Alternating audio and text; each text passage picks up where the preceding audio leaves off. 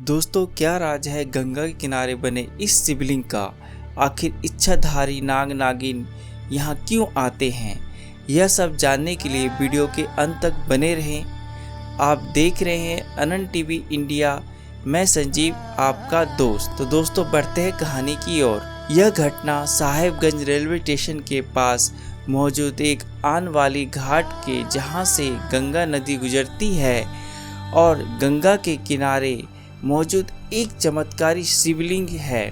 दरअसल इस शिवलिंग की स्थापना के बारे में भी एक रोचक कहानी है। शंभू जो इस गंगा घाट पर नाव चलाता था, उसने उस रात कुछ ऐसा देखा जो उसने कभी सोचा भी नहीं था। दरअसल उस रात शंभू गंगा घाट के उस पार बाजार गया हुआ था। जब वह लौट रहा था तब काफी देर हो चुकी थी। चारों तरफ अंधेरा और सन्नाटा था। शंभू अपनी नाव में बैठा और घाट के दूसरी तरफ आने लगा। तभी शंभू बीच नदी में पहुंचा ही था, उसने किसी की रोने की आवाज आई। फिर जब शंभू ने उस आवाज की तरफ देखा तो पाया कि घाट के किनारे एक औरत रो रही है। फिर जब शंभू उसकी तरफ थोड़ा करीब पहुंचा तो वह देखकर हैरान हो गया कि कोई औरत नहीं थी। दरअसल उसका ऊपर का हिस्सा तो औरत की तरह था, बाकी का हिस्सा सांप की तरह था। और तो और वह अकेली नहीं थी, उसके बगल में एक आदमी लेटा हुआ था जो उसी की तरह आधा इंसान आधा सांप जान पड़ रहा था। यह देखते ही शंभू पीछे हट गया और वापस दूसरी तरफ चला गया, पर उसने घाट की दूसरी तरफ से उन दोनों पर नजर बनाई रखी।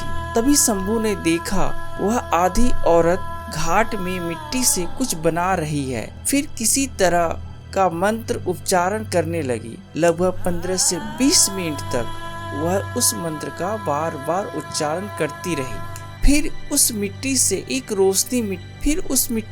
रोशनी निकली और वह गोल रोशनी उस आधे आदमी वाले सांप के अंदर समा गई। उस रोशनी के उस आदमी में समाते ही सांप जैसा आदमी उठकर बैठ गया। फिर दोनों ने उस टीले से बने मिट्टी को प्रणाम किया और फिर नदी में चला गया। यह सब देखकर शंभू बहुत डर गया था, जिस वजह से वह रात भर घाट के दूसरे किनारे पर ही बैठा रहा। इसी बीच उसकी आंख लग गई। उसे पता ही नहीं चला सुबह कब हो गई। जब आंख खुली तो उसने पाया कि घाट के दूसरी तरफ काफी भीड़ जमा हुई है। शंभू वहां पहुंचा तो उसने देखा वहां एक शिवलिंग है जिसे लोग आप रूपी प्रकट हुआ शिवलिंग मान रहे थे। शंभू को तब यह बात समझ में आई कि यह रात में इच्छाधारी नाग नागिन ने इस शिवलिंग की पूजा कर रहे थे। तो दोस्तों, कैसी लगी आज की कहानी? प्लीज हमें जरूर बताएं। आपसे फिर मिलता हूँ एक नई रोचक कहानी के साथ। तब तक जय हिंद।